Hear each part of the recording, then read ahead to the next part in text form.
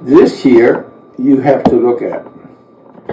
So this here is what my father was given by his parents for his confirmation. My grandfather was a pastor, so they were taking confirmation very serious. And you got your own songbook, and it's actually with all the melodies in it. So here, you know the thing. The only thing it's a little hard to do is it's a little bit hard to read because it has old-fashioned printing. But you know, I think you can manage. Now, what I thought was particularly interesting that you probably have never seen your grandfather, right? I mean, you know, my grandfather, your great-grandfather. Well, this is what he looked like. This is the only picture. What a guy. In civil clothes. Everything else is military. Because my mother knew him when he was in the military, and he was not allowed to do anything at home except in military clothing. That was a rule at that time. So anyway, this is another thing that I put in there is when I've roamed through the books that I have up there, I threw about a third of them away. And many of them were the books on my father. And all of them contained four-leaf clovers. So I at least included two. I have some more. So hopefully they survive. And this is for you. Okay. Thank you. I will just continue with this because I have a request about the next thing for Krista. To take a picture and mail it to Niels. This is from Niels, Uncle Niels, right? This here is the Bible, but it's a special one. Well, it's eaten by cockroaches in Austin, Texas, but that's besides the point. He has a similar picture in it, you know, with the four-leaf clovers. The reason he has this Bible is because he spent, you know, several months in England as a student, and as a thank you gift, they gave him this Bible. Okay, it's in English. It's not the St. James version. It's somewhat better. I don't know how to judge that. The bad thing about it, it doesn't have an index. But I would like to ask you, Krista, whether you could photograph this page and send it to him tonight, if you could. Mm-hmm. There you go. All right, now I switch to children. Oh, one more grown up. I would say you lost it. Well, this is a grown up who's supposed to take care of the spices of life. Ah, yes. This year was a particularly good year for sage. Mm-hmm. These are homegrown and yes, thank you. I used your ones from last year. There you go.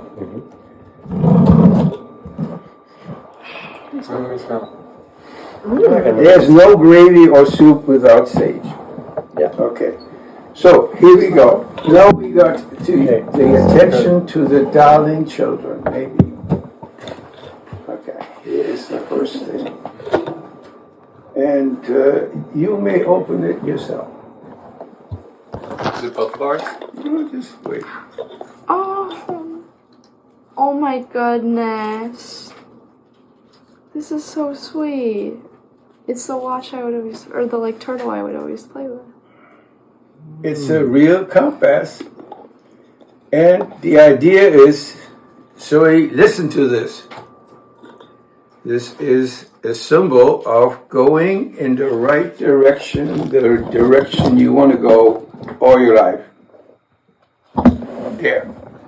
Thank you. Now comes another story. Okay. This may be more of a surprise for you. My container's cooler.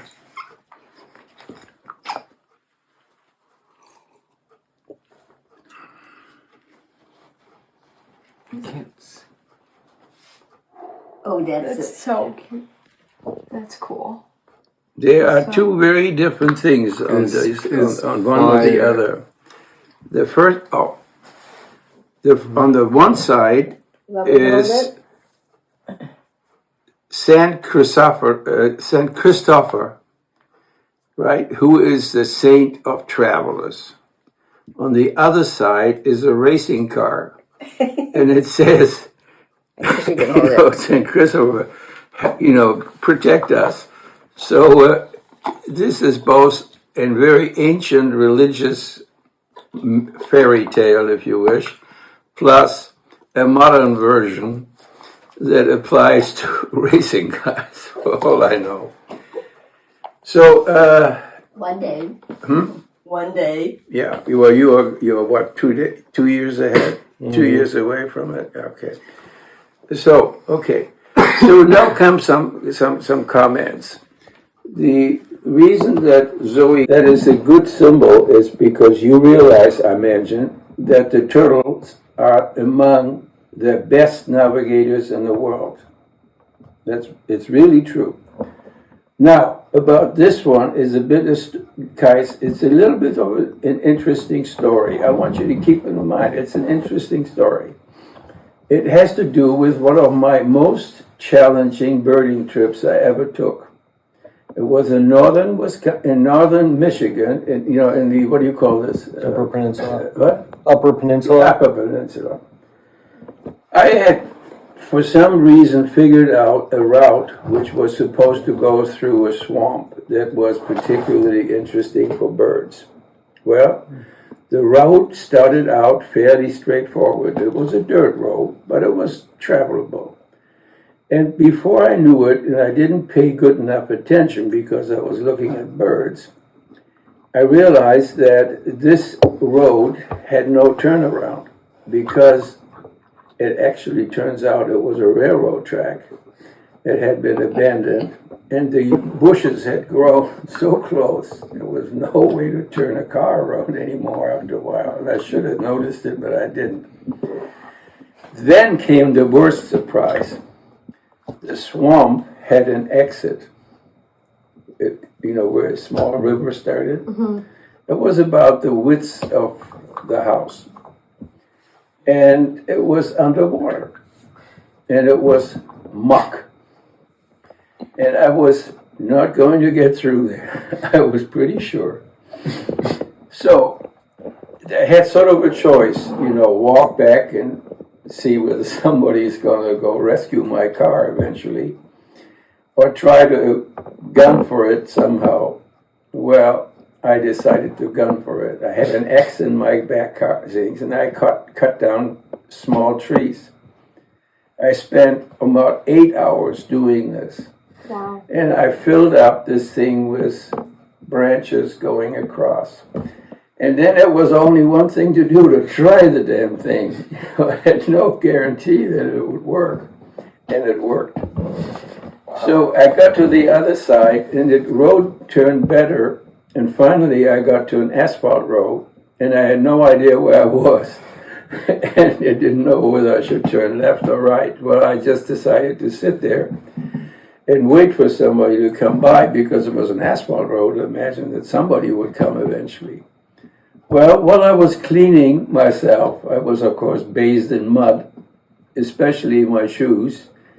This thing came out of my shoes, in the grooves of the shoes. Mm-hmm. St. Christopher. Yeah, well, that was the best healing power you can get, I guess, So anyway, it is, a crazy coincidence.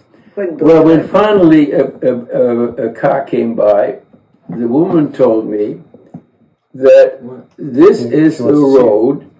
Just let's look. This is the road that only crazy teenagers in four-wheel drives ever take. I said, I just came from there. Oh, she said, I'm sorry. But I tell you, I left the street passable. So at any rate, that is what you are supposed to be having analogously to your sister. said Christopher is definitely there, apparently, to lead your way, the way you want to go. And in my case, it has worked, and I hope it works for you. So that's my speeches. And now comes another grown-up. Now, this has to do with something, well, she is counting as a grown-up. Yeah. Yeah, right. I'm on the big chair now. Yeah. So, this I made for her when I was 14 years old. So, yeah, seriously. And I always liked it, and I will read it to you so you know what the reason is. So this is a picture for you, Sheila. So We've been there. when I was given my first camera, the store owner liked my pictures and exhibited them in the window after making big copies.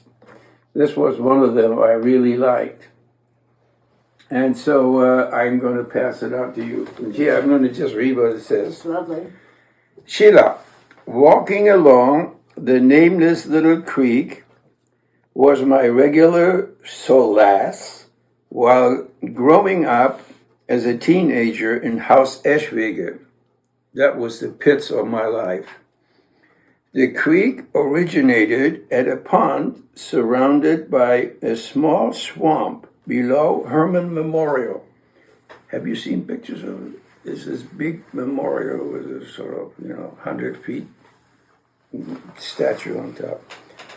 And always carried some water to the Bellebecker, very tiny creek, throughout the seasons.